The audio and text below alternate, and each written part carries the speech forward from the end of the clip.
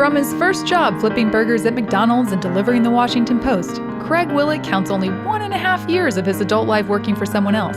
Welcome to the Biz Sherpa podcast with your host, Craig Willett, founder of several multi-million-dollar businesses and trusted advisor to other business owners. He's giving back to help business owners and aspiring entrepreneurs achieve fulfillment, enhance their lives, and create enduring wealth. The Biz Sherpa.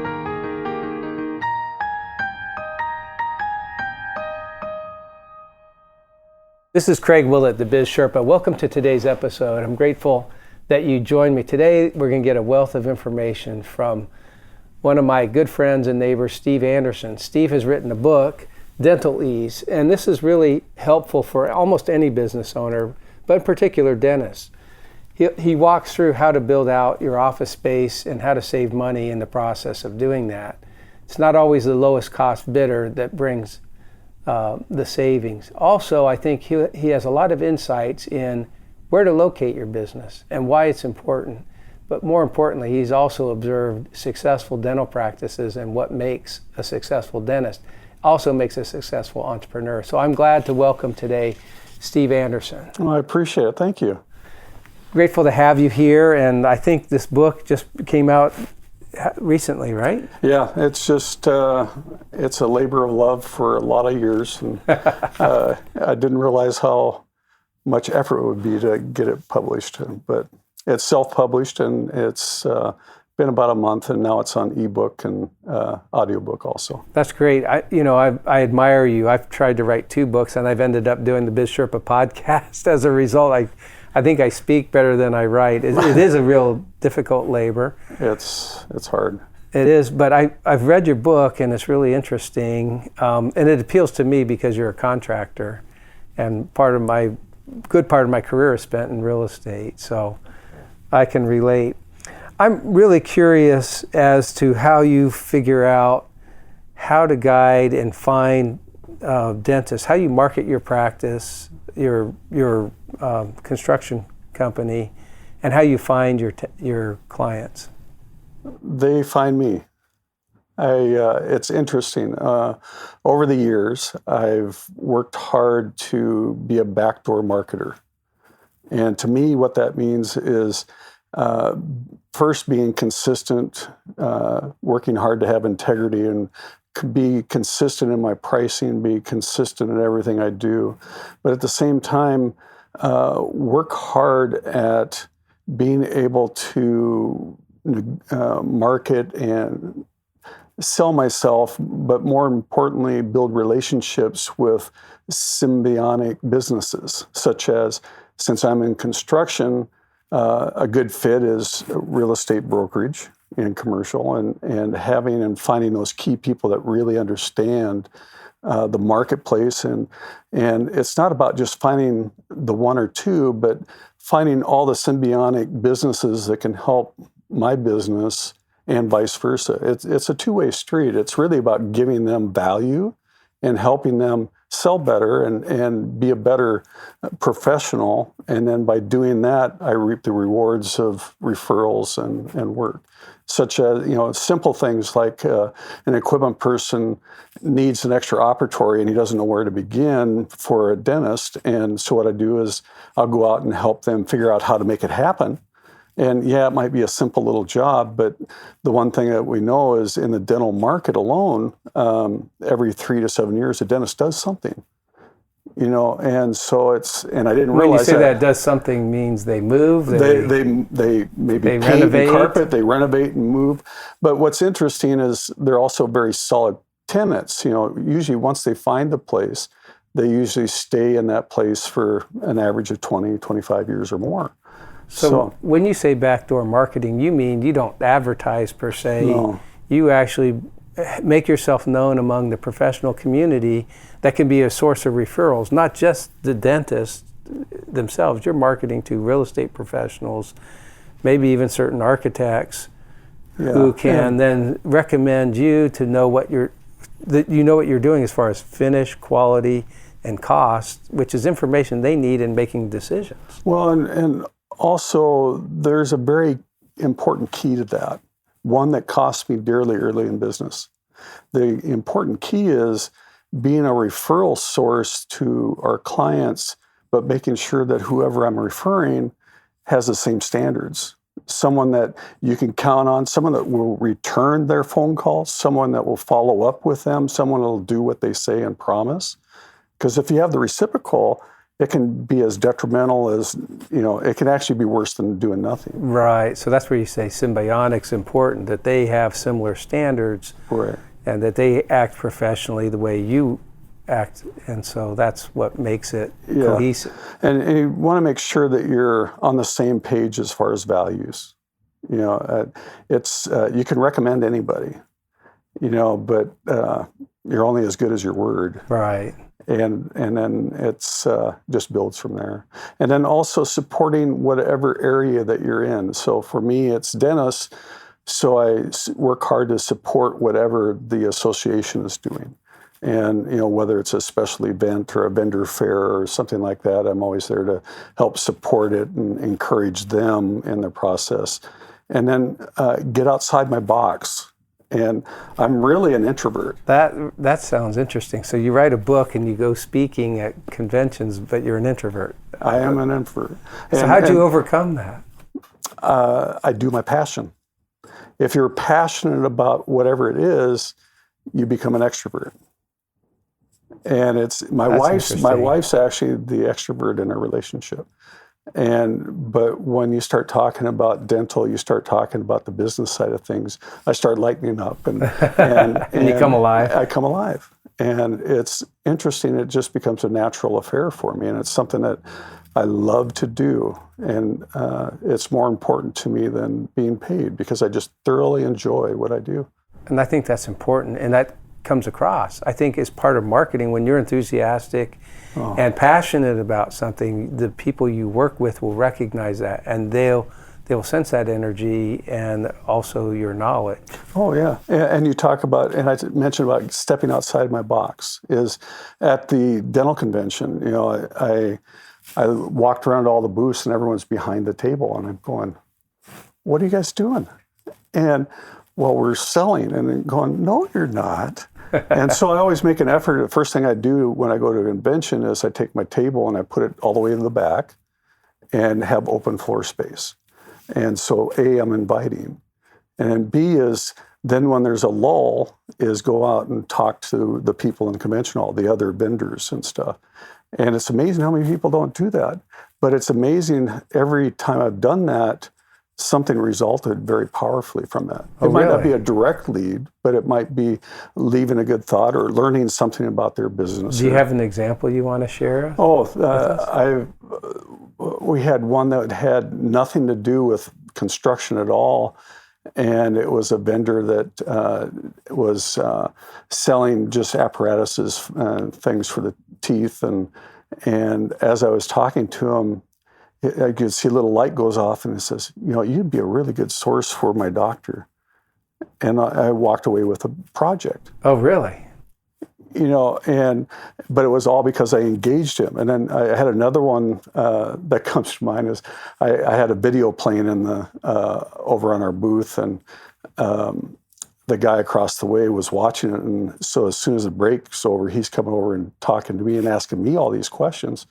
And he was, all of a sudden, he became like an ambassador. He'd have people come by his booth and said, "Well, you should go over and talk to him," And so really? you never know. So they start introducing you to the next lead or making introductions. That's so great. You really never know who your sales force is.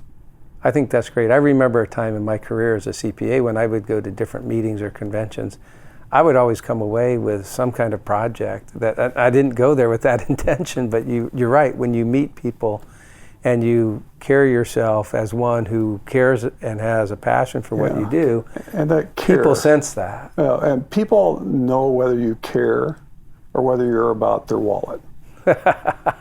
I love that because I've always said if you start the business to make money, you're doing it for the wrong reason. If you're doing it to make a difference in people's lives, then the money takes care of itself. Actually, when I was teaching over at AT Stills a few years back with another dentist, he was teaching, I had a little segment on how to sell dentistry. And man, all the students were sitting up and they were watching intently. And as it unfolded, they go, that's too easy. And he had a simple little process of just introducing himself, touching them appropriately on the shoulder. And what he would do is just engage them and just find a little tidbit about them. And then he always did a good job of just providing options. But it was about connecting with them. I think in your book you talk about him. He listens too. Yeah. Oh, yeah. He gets real quiet, lays out the options, and lets them select. Yeah, and that's the key in selling is providing options, but listening, and not talking until they respond. Oh, I think that's great. That's really very insightful. You said something else that intrigued me early on, and you said offer value. And value is an elusive term, yes. right? But how do you view offering value? What does that mean to you? I give of myself and not expect anything in return. That's a great definition.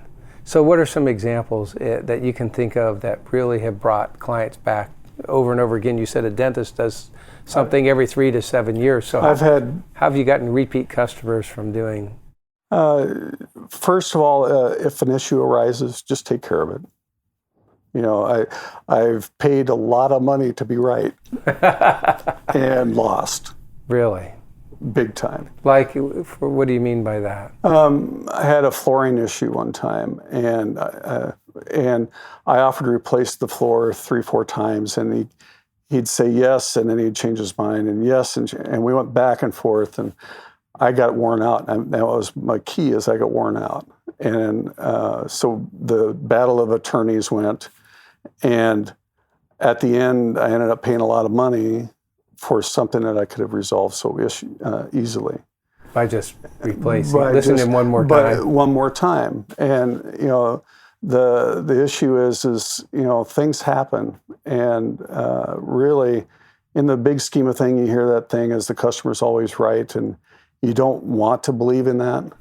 But there's so much truth to that, is right. When you push the envelope and you really work hard to be right and prove the client wrong, and then you stop listening also. And when you stop listening, everything breaks down and you lose. And attorneys are the only ones that win. So your recommendation is just to listen and keep the communication line open. Yeah, keep it open. And when you have those challenges, it's really, most people just want to be heard. Right. When it came time to renovate that dental office, did they come back? Yeah. They did. That's interesting.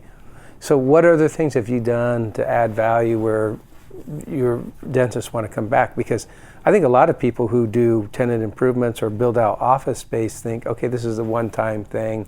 I got to make my profit on this. But you said something interesting to me that leads me to believe you have a different philosophy. If you know dentists are coming back every 3 to 7 years, this is a recurring client. Yeah. This is not a one-time build out.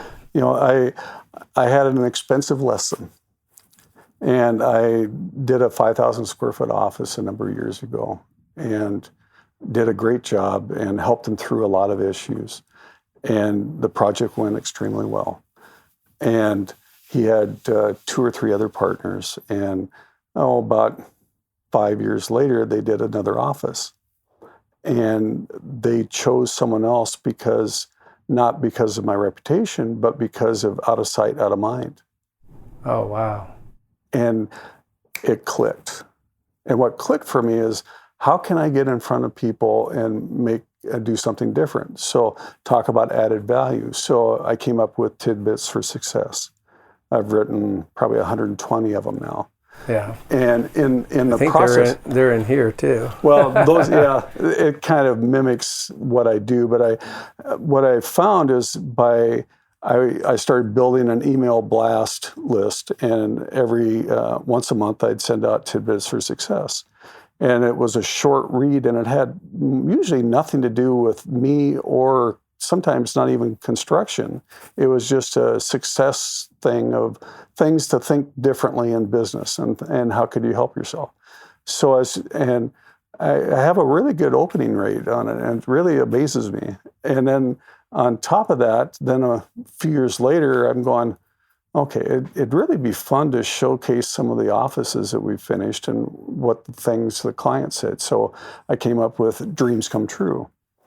And so they alternating 2 weeks, so they alternate once a month, but they stagger by 2 weeks. Oh, wow. As we send out Dreams Come True. And Dreams Come True show another office that's just been finished, and then it shows just what they say. But more importantly, people love to look at them because they see just a wide variety of offices that can be built in the new styles. Well, imagine that, the ideas they're gathering for the 3 or 5 years from now when they're going to renovate. Well, and then being of value, on our website, we have 70, 80 offices on our website. And people go, why do you show so many? You give everything away, Steve. And I'm going, no, nobody. I learned an important lesson early on in business when I tried to mimic someone else's process. And I found that nobody else can do it exactly the way they do it, even if you have the script.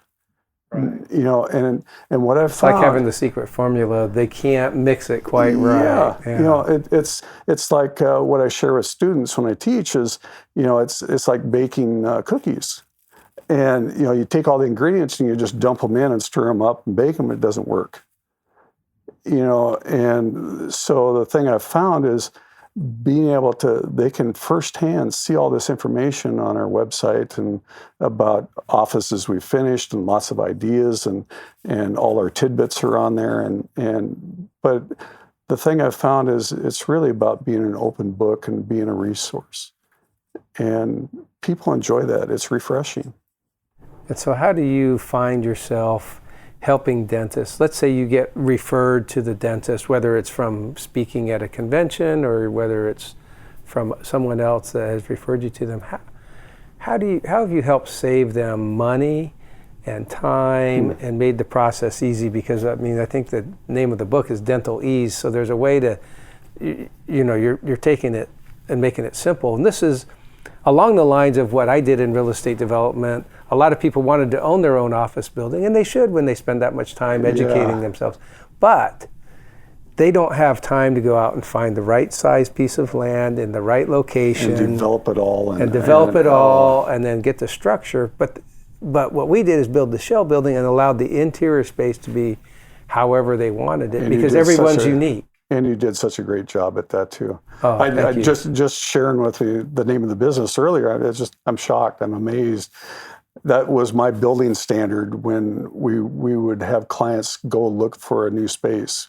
We loved those buildings because of all the criteria that were met. Right, but that was part of our marketing too, is that we have your needs in mind and we know what you're going to need down the road. So we're going to anticipate that and put it in so that all you have to do as a professional is hire an architect for the interior and a contractor to get it done. And then instead of a 2 or 3 year process, you take it down to a 2 or 3 to 5 month process. Right. Yeah. So anyway, with that in mind, how do you help save them? Because they really don't have 2 to 3 years to go find a location. No, it's and start from scratch. So they need to start somewhere, and then there's a lot of decisions that you help them with. Yeah, it's so varied and so wide. So today I talked with a dentist, called me up, said, Steve, what do I do? And he's trying to decide, do I do a ground up? Do I do a tenant improvement? Do I buy this old building? Do I do a stand up? What is it? And so we just started talking through the processes and just quick budget numbers. Early on, when I was in business, I wanted to get it down to the penny. Right. And when people are trying to make the decision, you round it up to the nearest $10,000, $50,000 level, because really in the scheme of things, if something's $800,000 and this one's $1 million, that's really what you're wanting to know. Or this one's a $1.8 million, and that's really what it's. So just helping them through that, and then talking about the visibility and talk about advertising and what are they going to spend more monthly to maintain and gain from. But when and then I have the client that comes, and one that really comes to mind is a doctor in Mesa that had an office, and he already had his permit. and he had his plans done. And he said, Steve, I want to build this out. I've got a doctor coming on board here in 6 months, and I got to have this done, and we're going to expand it. And I said, fine. Can I have permission to just set this aside and let's talk a minute? And he says, why? I got all my decisions. I'm ready to go. Just build. But that was an important lesson I learned a long time ago, is not nobody, but most of the people, even architects and other contractors, don't ask that extra question. And so at the end of the meeting, he goes, these plans don't work. And then he goes, so what's that cost me? He says, well, we're going to, probably another $3,000 to modify the plans. You're going to lose a month at the city and go at it and do it right. But he goes, that's worth it.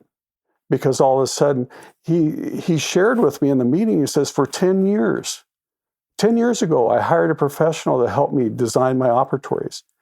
And they're too tight at the head wall, and I hate them. Oh, no. For 10 years. And he was going to get a guy another 50 pounds bigger and 6 inches taller than him coming on board. And he's not going to be able to move around and function in those spaces. And you're going to mimic it over in the other space. Right, let alone if the doctor's cramped, imagine the patient. And what was so sad is the operatories were struggling for space, and here the hallway was 6 feet wide, and you could easily take a foot out of it. So, it depends on where the dentist is. When we have a dentist that is early on, they're just in the process and they're trying to decide where to go. And we typically sit down with them and find out, we call it a program meeting. And it sounds more terrifying than it is. But basically, it's just finding out what's important to them. What are they about? How many operatories are they thinking? What kind of practices is it going to be? What kind of demographic? And at the end of the meeting, we're able to go to the broker and say, well, he needs 2,400 square feet, and he wants to be in this general area, and help him through that. But that's where we talk about assembling your team, and you get them together, and more than one set of ears are listening to what the dentist wants, and you can help them in that process. Yeah, I think that's great. And in fact, I think one of the things that your book really brings out that I think is a key, and that is your practice will speak 1,000 words when they walk in. Yeah. It's going to say who you are as a dentist. For any business owner, your office is going to say who you are, and you need to be consistent with that. So it's really important to make that impression. And not necessarily overwhelming and spending a lot of money, but it has to be comfortable and feel right. And the key to that is making sure it's who you are. And you spend a lot of time with them trying to help figure out who they are? Yeah, and the reason being is you can build any level of design, but you have to be comfortable in your own skin. You have to be comfortable in your surroundings. And I've always believed that if you build at the height of who you are, you'll succeed. Now, it's important not to go over design or under design, because it's under design, you hate going. Right. And if it's over design, then you have an issue where you struggle because people are second guessing, you're going to think, well, he's recommending this so he can pay. Yeah, he's recommending a bridge today. Yeah, so he can pay for it. And so what I've found is, I think of a gentleman over in East Phoenix, in a Hispanic area, and it was the lowest cost per square foot, most basic dental office I've ever built in my life. And he knocked it dead. Really?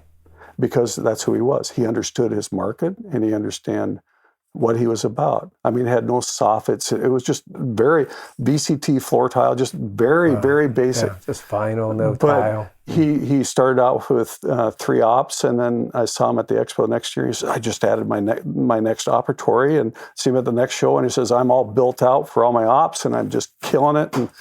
And then I've gone to a dental office that is just knock dead gorgeous, very, very pretentious even, because, rather than 1 or 2 soffits, it had like 8 layered soffits, and it had, just all kinds of just special. There wasn't a flat or radius. Every ceiling was radius, and all kinds of specialties in it. And it was way beyond the doctor. And the doctor moved into the space, and I went to go see him because he had a little construction issue, and he'd been in there 6 to 8 months, and his production had dived. Oh, no. And what happened was he was very insecure. He had a hard time going to work, and just that. He felt that patients, when they came, were paying for this. And so you have to have confidence in what you're doing, and your surroundings have to reflect who you are, so that you're comfortable and they're comfortable. Well, and the key is, so it's designed for who you are. And that's where I found when I started specializing in 97 that everyone sold Kool-Aid. And there's lots of Kool-Aids to drink. You can go to this architect and they'll sell you their type. And I won't get into the names, but everyone had their package and the way of doing things. And their signature style. Yeah, right. and I could literally walk in, I could tell you which architect or which firm it was. So what was interesting is, as I started working with them, I'm realizing that it's not about the client, it's about them.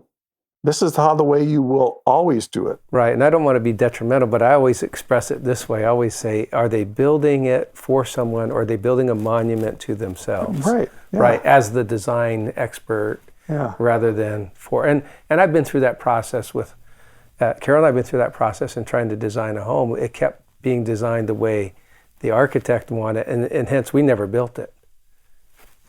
Because he never got what we wanted, and we spent quite a bit of money and never built it because it didn't reflect us. Yeah. And I think that's one thing that you can probably help dentists make sure it reflects them. That's really, there's no greater reward than having the dentist walk in and you just see that big smile, and just, I go, yeah, nailed it. It's just. Now you touched on something that I think is important. I don't want that to go unnoticed, what you just said.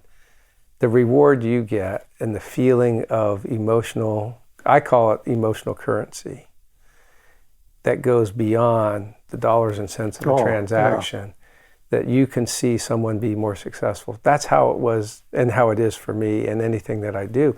When I did office buildings, when the doctors would say, hey, they would write to me and say, I have more walk-in traffic and I get more referrals from my location, and because my office is right. There was nothing that brought greater satisfaction. And I've talked about that before on my podcast.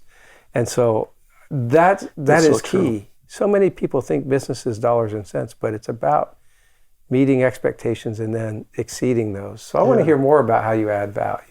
Okay. So what add value? Well, you're just telling me when the doctor's smiling and you've been able to help him figure out what he or she figure out what her building can reflect her personality and help her feel comfortable, she's going to be more successful. So you line them up with the right architects, you get the right design. It's about putting the right team together, and so when you have a dentist that's coming in to look for, or any professional looking for a practice, it's asking those extra questions, and then also trying to match. I work hard to match personalities. The last thing you want is a really good architect, but if they have conflicting personality with the client, it doesn't go real well. You want, when you have a meeting, you want to make sure things click and there's excitement and it's fun, and and that's really makes it an enjoyable process. And so they enjoy coming to the meetings, and the key is we also work hard to maximize their time. So we ask for the privilege to deal with a lot of the stuff up front, because the thing, when I first started in construction, I would notice that most of the contractors is, hand me a set of plans and I'll go build it. And you're kind of going, there's a lot missing here. And in what way? Well, besides just asking extra questions about, is the plan right, but also walking them through that and then helping them envision if whether it's a 3D rendering or a drawing or pictures. I keep on my tablet, I usually have anywhere from probably 200,000 pictures of just different offices. I mean, right. just and some of those we're going to show on their video as part of this podcast. Okay. So, but we just share with them. Just they're trying to comprehend what it looks like. So I'll pull up. I have a category just for waiting rooms and hallways and operatories, and so we can share those with them. But help them with the color process and colorization. We do all that. Probably, I would say 90% of the offices that we do all the colorization and you even have a section in your book on the colors and what they mean. Yeah. And there is this, everything has a psychology to it, Right. And it's about success. Well, I also noticed as I read your book that you keep people from making mistakes. You told me about one just before we went on air today, but one of them that you mentioned in your book is you had lunch with one dentist and she was explaining to you she had an 1,800 square foot office and she had found a 6,000 square foot building and wanted to get the broker as the next meeting. And you said after the end of the lunch, cancel the meeting with the broker. What happened? He first goes, she first was in shock. And then I explained, I said, basically, let's go back to your office and see what we need to do. And for what the request and the needs were, it required a $40,000 remodel. And it's interesting, that doctor just shot me an email this week and said, okay, now I'm ready for the office. And it's going to be about a 3,000 square foot office. Oh, wow. But, So rather than overshoot the mark and overwhelm. And they would have been out of business. Within a year, they would have been out of business. So it's not just a matter of life's difficult. Business life could be fatal if you make the wrong decision on location or size. It's huge. I teach a word to dental students, and it's no. And they laugh, and then I explain why. And I said, most of you, and I said, usually in a class of 100, it's usually one or maybe two that like confrontation. And I said, the rest of you don't like confrontation. So all of a sudden you get sold things that you don't need, don't want, but you're too embarrassed to do otherwise. And I share some of my experiences and dumb moves that I've made over the years. And that even goes to investing. It can go everything, And, I mean, I one time I won an award of a spa. And the day finally arrived and it showed up and it was in a box this big. And you were expecting a full-size hot tub? But I had to get over myself. For 2 years, it sat up on the shelf and my guys wrote Steve Spa. But I had to get over it. And I share that with the doctors is, it would have solved so much headache, heartache, frustration if I just faced up to it and said no to begin with. And so I tell them, if you don't have the guts, make sure that you have, whether it's a spouse or a loved one, someone that can help you in your process that's always with you to be the bad person, be the person that be able to say, no, this doesn't bad cop. Hey, this we doesn't can't work do for this. me. Right. And they go, oh, you see the sigh of relief. Oh, I don't have to do this. So that's interesting. You also told me a little bit about somebody who you were helping even recently that was looking at an older building. And I kind of want to talk about location because in real estate, they'll say location is important. And I think so from a point of visibility, but you're working with someone now who's trying to decide between so we got a new building and an old building. We got two issues there. So first is, one thing I teach is the importance of understanding what's important. So I give an example of, is it location? Is it your skills as a dentist? And most dentists will absolutely, this is real important. Is it your staff and how they relate? Is it relationships? Is it, the location? And we list those 5 or 6 items up on the board and everyone goes to location. And I said, actually, that's probably down 2 or 3.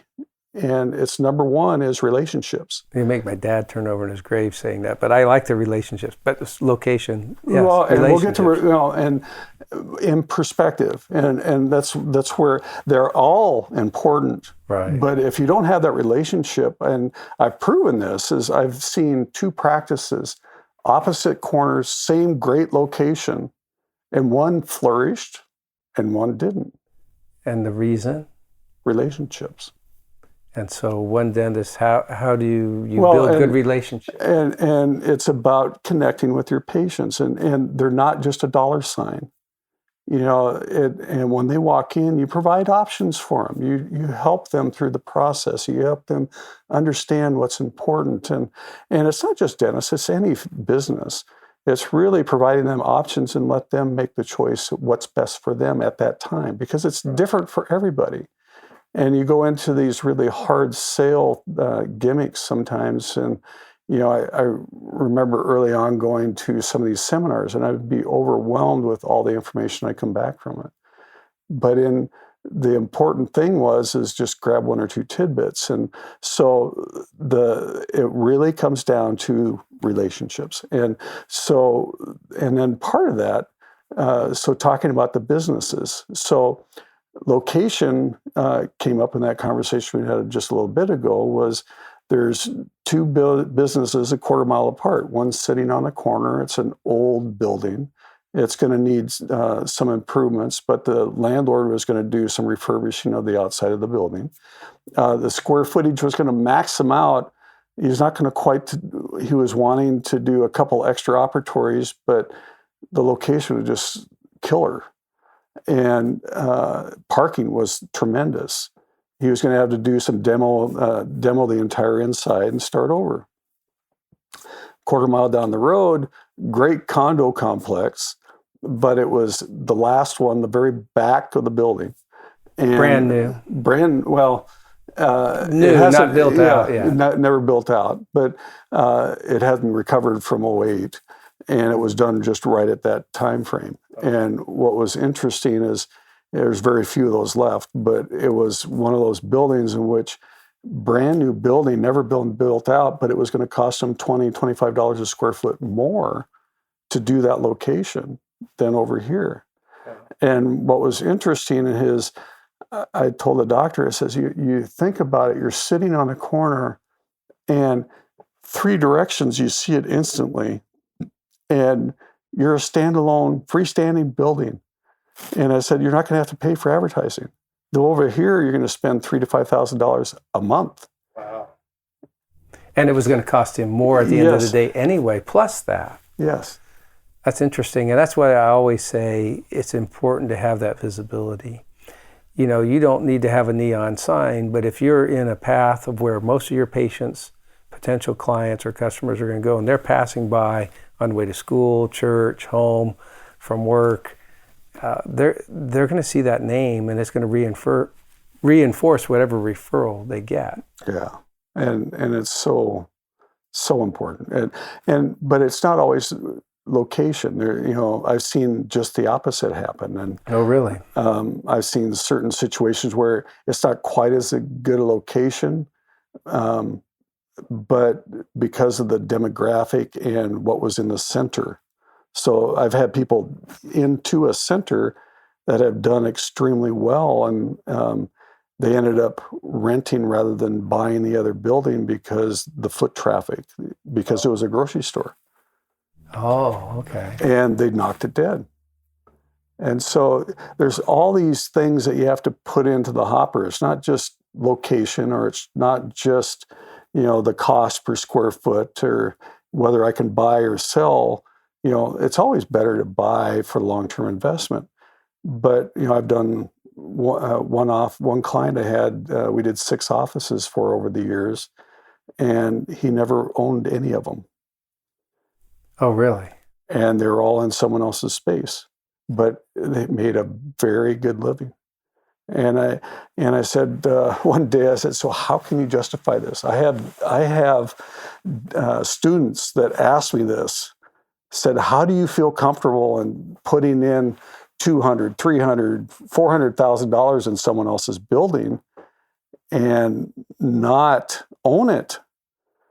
And he says, well, number one says, I don't have to think about it, the maintenance and the care of the building, and I don't want to have extra tenants because then I don't have to be a project manager and I don't have to do all that kind of stuff. And he said, basically, it simplifies my life, and I do what I do extremely well.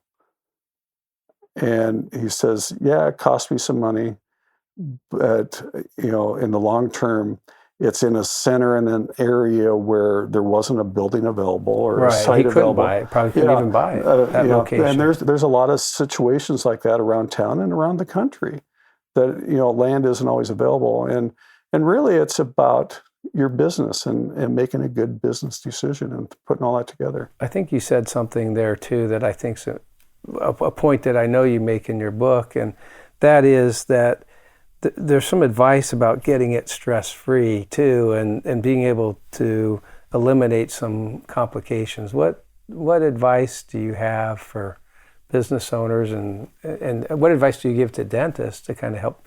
You said this one guy, he didn't have to worry about the building, and so that doctor went ahead and was very successful, but he didn't have to worry about some of the worries of ownership. So, well, just in what we do, the advice and helping them through the whole process, it's more like a project manager than it is being a contractor. It's a design build, and we take them through that entire process. But and that the value to that is tremendous. What they receive.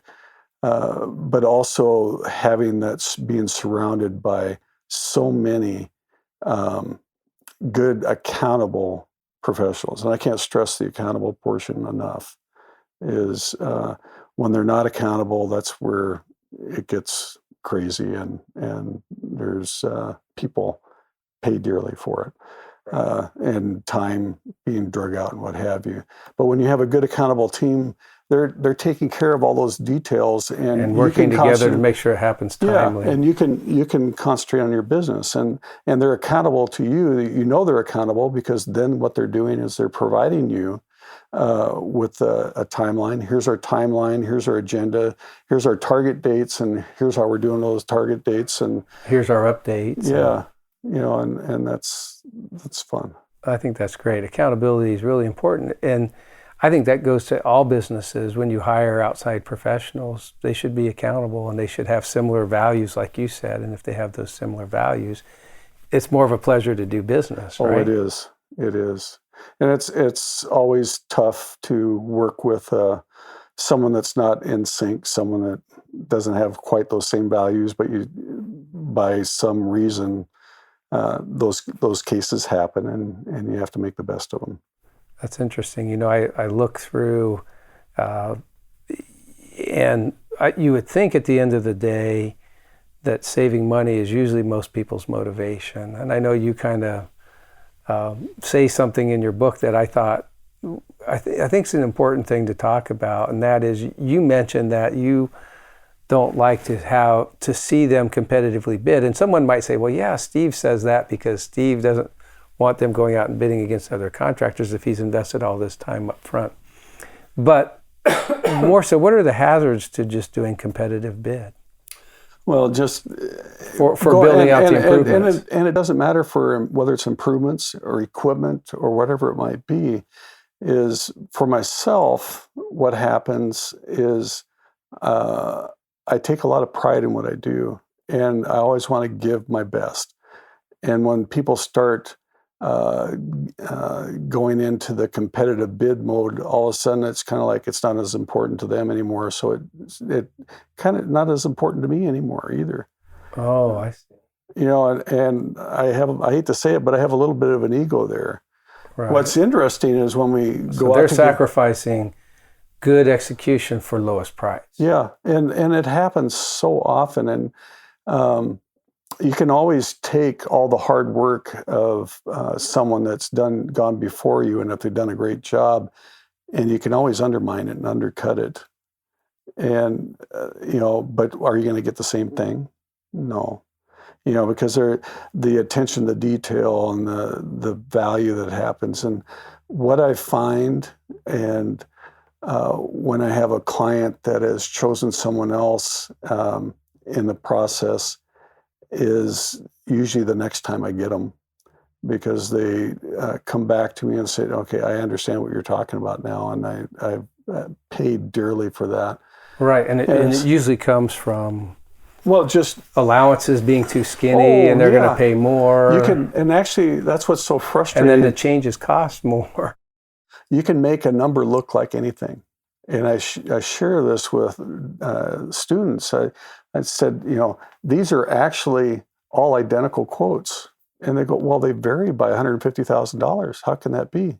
Well, you see that little NIC, or you see that little omission where it doesn't say anything about it, or you see that PBO, or provided by others, or you can make any proposal look like anything you want just by leaving a few things out. Or you see that allowance here that's $30,000, and over here it's $5,000. Well, what does that mean? Well, that means that all the cabinetry in the entire office will probably cost $30,000, but they're giving you a $5,000 allowance, so they're going to hit you with a big change order plus additional markup on top of that. Yeah, it looks great now, but you're going to pay dearly. And in this world right now with lenders, what they're doing is, it used to be standard practice. Remember the days when they give you an extra 10% over the contract? That was standard practice. That doesn't happen anymore. If a lender gives you a letter these days, that's it. If it's $500,000 and all of a sudden you're at $650,000, that $150,000 is coming out of your pocket. Right, the equity in your house, or and friends and relatives. And they will literally stop the project until you pay up. And so it can cause a delay, it can cause a lot of grief, and it causes a lot of problems. I was checking at the end of last year. I'm going, so how am I doing with change orders? Because I'm always curious, and so out of all the projects we did last year, if I pulled 3 clients out, and those 3 clients are ones that they had no budget, and every time they turn around, they wanted some additional work done. So ones I just pulled those out, and we were at 0.8% change orders. Wow. And I said, so why is that? Well, if you define the scope of work really well, and you've done a good job listening and putting it all together, then it all comes together. Right. Then there are no surprises. Yeah. There aren't as big delays. And those are what cost people money, right? Yes. A dentist is trying to open an office. If they have a 4 or 5 month delay of unanticipated approvals, or things not ordered timely, or they had an allowance but they hadn't gone to pick it out, now they have to go pick it out, and it's back ordered. And that's where I found the importance of asking all those questions up front. That's why we talked earlier about why I ask clients the permission to have those meetings up front. And they're going, boy, these are intense. And so in a matter of 3 hours, we finalized their floor plan and looked at the ceiling and power plan. We've got 80% of their material finishes done. And in the second meeting, it's not uncommon to have the ceiling plans approved, cabinet details are reviewed, and material finishes are approved. In the end, you're saving them a lot of time. Oh, and rather than the stigma, the standard for the industry is you're making decisions throughout the process, so you're constantly getting interrupted, and all of a sudden you get a phone call and you're in the middle of a procedure, whatever it might be, and say, what color carpet did you want to go, or where did you want that accent wall? Right. And not and what stain did you want on those cabinets? Yeah. Right. And asking just stupid questions at the very end. And so before we start, we have all those answers, and into the nth detail. I think that's great. One of the things that I can tell that you really care about your business is, one of your attributes is you're one of the only one. In fact, I think you're the only general contractor that is endorsed or approved by the Arizona Dental Association. Is that correct? Yeah, that's correct. Yeah. What was that process like? It was interesting. It was a vetting process, but Really? But you would think more would want to go through that process if they want to compete. Well, we in Arizona, we are the only general contractor that specializes in dental offices. That's great. So that goes back to importance of a niche. You told me in 1997, so the name of your company is Denco. Yeah. You decided to specialize. What were you doing before 1997 that led you, or what led you to specialize in dentistry? I got tired of being everything to everyone. I was driving work one day and I'm going, I am so fed up in being a number. And I'd just gone through a seminar, and it was an eye-opener. And I had this thing that said that I have a need to be needed. And also I have a lot to give and I have a lot of value. And I'm going, well, they don't go hand in hand when you're constantly just throwing a number out and you have no value. And so as I was driving to work, I'm going, okay, so who needs help? And of all the different businesses I'd done that part, and you have to understand, I'd done residential, and that's what I want to hear. Yeah, we done homes. Yeah, we talking homes, residential, remodeling. We're talking commercial. We talk strip centers, industrial, hazardous. I did work at the milk plant. We've done work at just every kind of commercial setting you can ask. So if they needed a contractor, you were bidding on it. Yeah, and dentists came to mind. Why is that? Why did they, of all things, why would they come to your mind? It was, we were doing a walkthrough one day, and I still picture it. We were walking through and doing the final punch on the job, and we open up the door, and he goes, God, that's beautiful. What is that? And I said, that's your $750 mop sink. And his mouth dropped, and he got really red, and he was very upset. And he says, I told the architect that I wanted a $50 mop sink, the cheapest thing I could get. Whoa. And it just kind of one of many things that hung with me, but it comes back to listening, and why I really encourage the team of professionals at each stage being there and listening and being attentive. So if I don't catch it, you do, or vice versa, or the architect might catch it, or whatever it might be. And so that stuck with me, and I'm going, dentists, I see where they're constantly being taken advantage of, upsold, sold things they don't need, just all kinds of things. And so you thought, hey, there's an opportunity for me to come in and help. Yeah. Truly help with an eye to make a difference. Yeah. So I wanted to make a difference in the dental field and impact them in a unique way. And that same time, within a few months, I'm going, okay, I'm going to write a book and I'm going to teach at the colleges. And I'm going, okay, you have to understand, I never went to college. But you're teaching at a college. And I teach at a college. Miracles happen. But it comes back to the passion. Yeah, and it comes back to what you know. But I like it, though, too. It's specialization.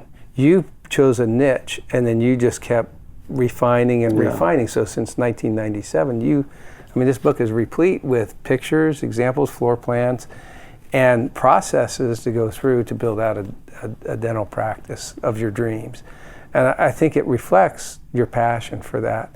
And in that, we're not talking just dentistry here today. We're talking, this applies to any business.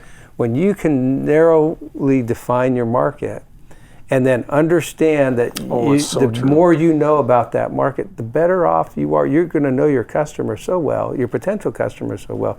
You'll know who knows them to refer them to you. You also know what their needs are before they know what they are. You'll anticipate that, and you can make their life a lot easier. And that's where you add value. Yeah, and that's the key. It's fun going to a meeting, and my sales pitch has changed over the years. In the past, I'd start off by talking about me. That's the worst thing you can do in my mind, when you want to try and get across your value. And instead say, what are your needs? Or sometimes I'll just walk in and say, boy, you really have an issue with this and this right now, don't you? And it goes, how'd you know? Because I can just see some pain points that are in an existing office.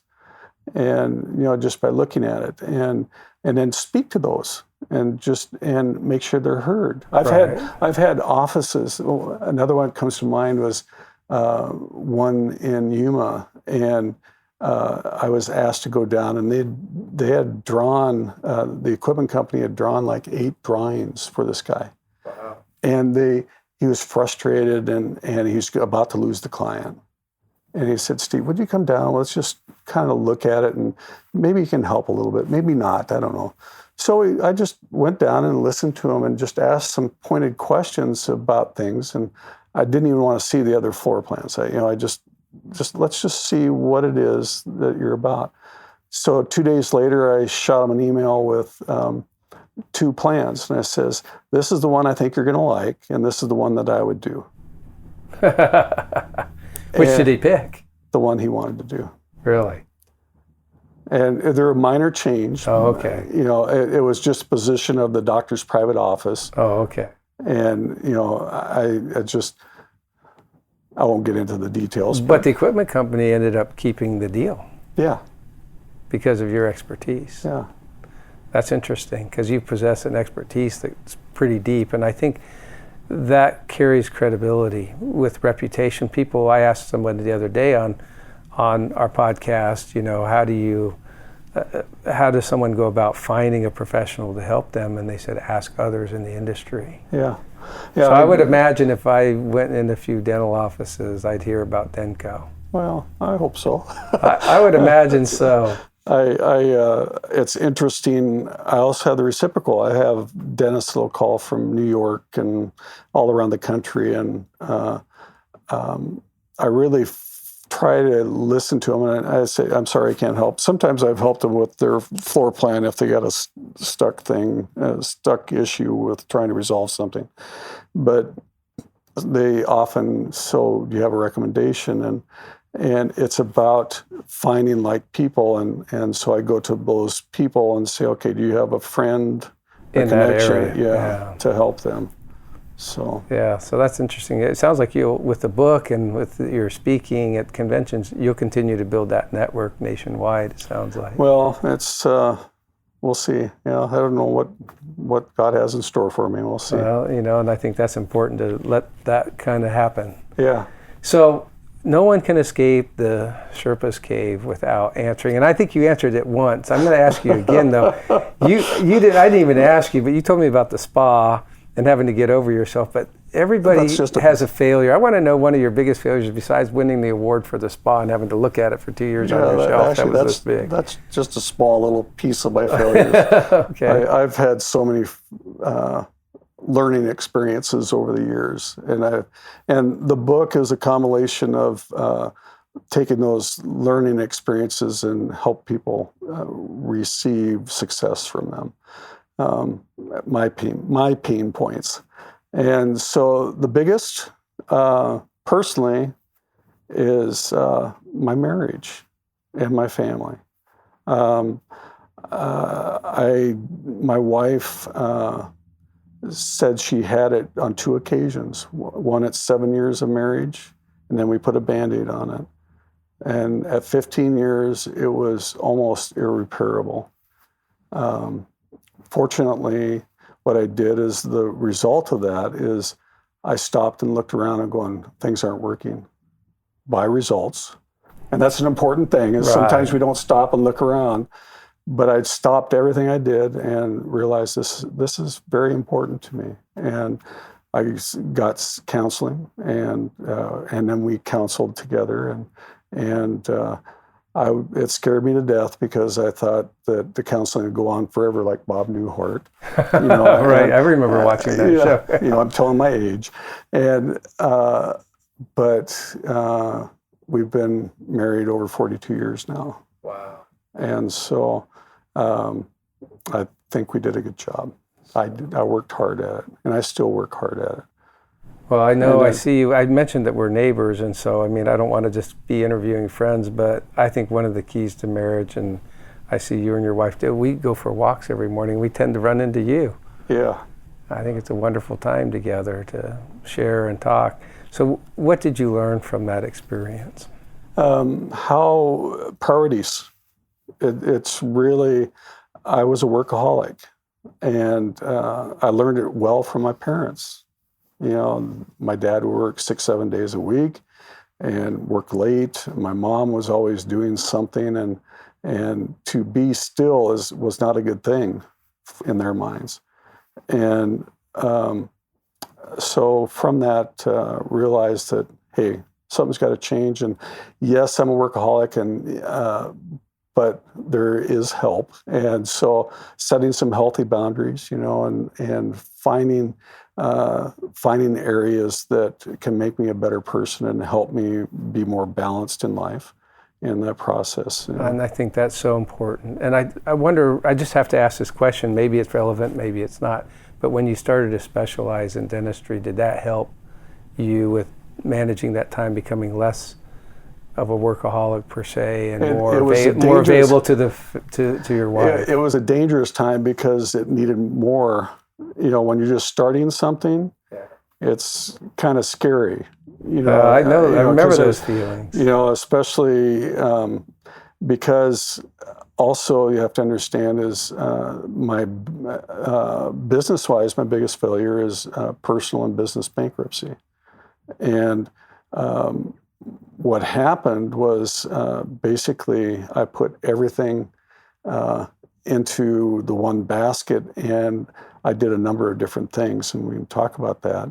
But it was very, very devastating, and I was fortunate that I had fixed the marriage before that transpired. But to survive that and all the other challenges we've had in our lives, I feel very blessed.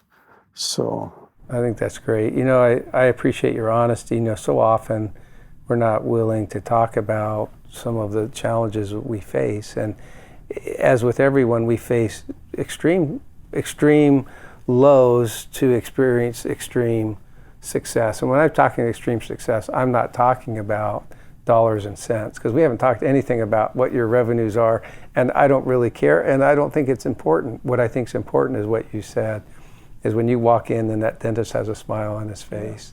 And I'm sure when you walk home from work and your wife has a smile on her face, knowing that you're going to spend time with her tonight instead of helping somebody else out. Yeah. And my nature is to always be there for everyone, and so that doesn't work. You have to have, there's a balance, and it's going to be different for everyone, and everyone's going to have different criteria what that looks like. And but you don't want your business to own your life. You need to own your life. No, there's and more put those than priorities. Yeah, and then what I found going through business bankruptcy was just not only in understanding how important that balance of life was, but also just learning some new words like blind trust versus earned trust. I can say, well, my controller put me in bankruptcy. No, I put me in bankruptcy. I chose to go into bankruptcy. And people say, what? And what it really amounts to is if you're mentally not well, and I wasn't, I had a low self-esteem. So part of my counseling was building on that and learning, because, if you have a low self-esteem, you're open to everyone. And there's times I can look back and I self-sabotage myself, and I hate to admit that, but it was some very painful lessons, but not only the lessons I put myself through, but my family. Right, because you set the lower expectations for yourself and you don't rise to it. Yeah, so, it's, and then understanding the accountability portion of that. So as and that comes to earned trust is, that blind trust I put into a controller that not only did she even did sewing bees with staff at my office. But the results of what we did is I had falsified reports. I had 3 sets of records. I found my taxes in the bottom drawer, and I'm going, oh crap. And from there, the peels kept coming off, and I kept throwing money in it personally, Right. Not Thinking knowing it how would deep, bail it out. yeah, not knowing how deep the hole was, and that the hole was a lot deeper than I ever anticipated, and it caused this personal bankruptcy. And so, I had like 7 or 8 attorneys at one time. It was that big of a mess. Wow. And it probably resolved not to have that many attorneys ever again. No. And be careful who you put your trust in. Yes. I think those are all important lessons. I appreciate you sharing those. Those are, those are tough things to discuss, but great when we can learn from them. And I think, and I know you because you want to share and make a difference in other people's lives. And I appreciate you sharing it here on the Biz Sherpa, because this podcast is about helping other people become or are able to be more successful. And I'm not just talking dollars and cents, because I believe the money takes care of itself. When you're passionate, you feel your niche well, and you add that value. That emotional reward it takes you home at night and puts you on a cloud. Oh, I feel every day. I feel just so overwhelmingly blessed, and just to be able to thoroughly. And you have to understand, as early on in my life as a young married person with children, our relationships with the kids were everything from far from perfect. But it's really interesting is every time I hang up the phone, 90% of the time I hang up my phone with my oldest son, is he says, "Love you, Dad." What a report. That's great. It's just blessed. And the thing that I'd like to share, one other thing is that sure, no, go right ahead. One thing that I've found, and I put it towards the end of the book, was fists for success. Mm-hmm. And that's one thing that business people should remember. And fists for success. And what it just hit me one day is, as I would talk to professionals and they're getting ready to do their job, so often it's like this little wall is there and they don't realize it. They're blind to it. And it's keeping them from their future. It's holding them back. And they don't realize it. And so what's interesting is, and it's like fists, you're literally, if you were the lender or the broker or whatever, you're holding back your own future. Right. You go, well, trying to protect your territory. Yeah. And you talk about the closed position versus, the open position. And what's interesting is, you take, so I came up with fists. So the F is the FICO score. And, that's in this day of the economy, that's become so important. Right. And tell people that, really, if you can keep it at least in the low 700, 720, right in there and up, is really to your advantage, because lenders will look at you, more. Right. And help you through anything. And then the I, intelligent spending. And people go, what? Well, what I saw firsthand is people doing their spending in the wrong order. And well, what do you mean?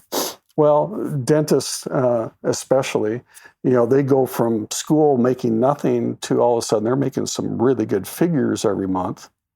And first thing I want to do is go buy the real nice house and buy the real nice car. But what's interesting, when they do that, they don't qualify now to do the office, because all of a sudden they got all these other obligations. Now what's interesting in the dental community is they can literally go borrow $400,000 and not even have it show up on their credit report. Wow. What else? Where else do you see that? No, it gives me a reason to be a dentist. Well, but think about that. It'll show up if you don't make payments.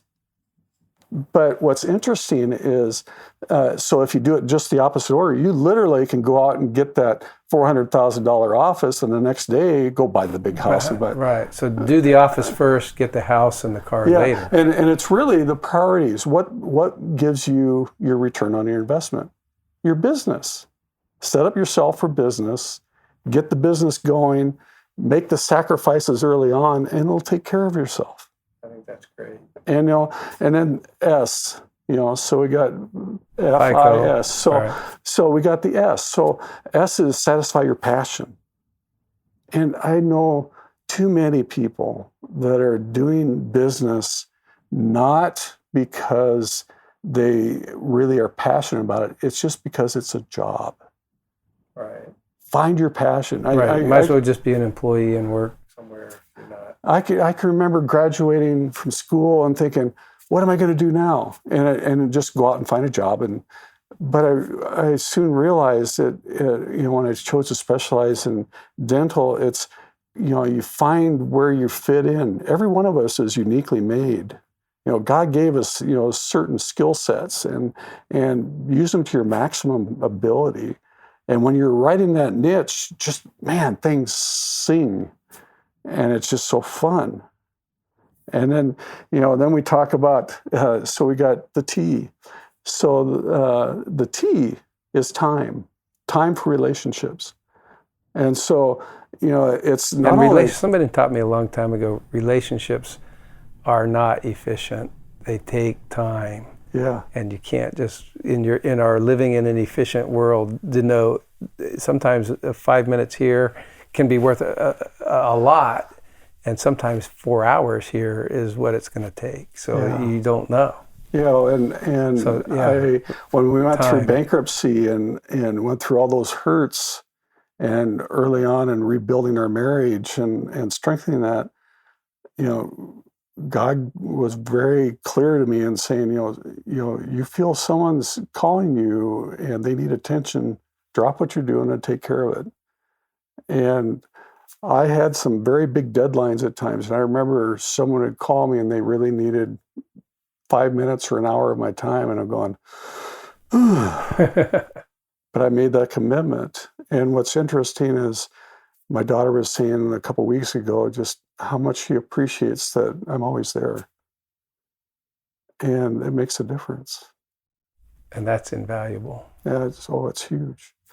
And then the last is S, savings. What? In this day and age, people don't save, but if you do those first four, and then you take time to build your nest egg. So ideally, it's not have debt. But if you have debt, what's more important even than is be regular payments on your debt, and then work towards saving some money. And in this day and age, you should, have $30,000, $40,000, $50,000 set aside. So when you want to do your dream, the lender's going to look at you and go, "You have what? Right. You have money. You have some money in the bank." Right. And all of a sudden, you put all that together. So what happens is you start peeling that away, and all of a sudden, the lender looks at you differently. And all of a sudden, they're ready to put that money in your hands, and you have that broker, and he's able to facilitate. And all of a sudden, you pre-qualified, and you're able to make a quick decision, and you're on the first option rather than the last option, trying to find the space and constantly trying to play catch up. You get the right office space, you get the right deal set up. You just set yourself up for I think that's important. I've always said that I use the model of Joseph in Egypt when Pharaoh had the dream and 7 years of plenty and the 7 lean years. The interpretation of the dreams is during the 7 years, set aside 1/5. Yes. Or 20%. And I've always used that as a gauge of saving personally outside of the business, and I recommend that. So I love how we align on your philosophies here, and I think it just proves that as you focus on your niche, as you seek to add value, and as you care and spend that time to show people that you care, you help others make better decisions. You have greater satisfaction, and you know that they're going to be happy when you walk in that door, that smile on the face. I think that speaks 1,000 words. To see a dentist smile when you walk in the door probably is your biggest reward. Yeah. Besides your son and daughter telling you they love you and appreciate you. Yeah. Great. Well, Steve, I appreciate all the time that you spent today to share the many lessons you've learned through your career and continue to learn, and also the way you execute your business. I think it's a great example to our audience. Thanks for taking the time. Oh, thanks for having me. I really appreciate it. This is enjoyable. Thank you. This is Craig Willett, the Biz Sherpa. Thanks for joining us in today's episode, and I'll always remember the fists. But I like it with the open hand. I don't want to be hit with a fist closed. Thank you. Be sure to go to our website to access the resources related to this episode at www.bizsherpa.co. If you enjoyed this show, tell your friends about us and be sure to rate our podcast. Craig would like to hear from you, so share your thoughts in the Facebook community at bizsherpa.co. Follow us on Twitter at bizsherpa_co and on Instagram at bizsherpa.co.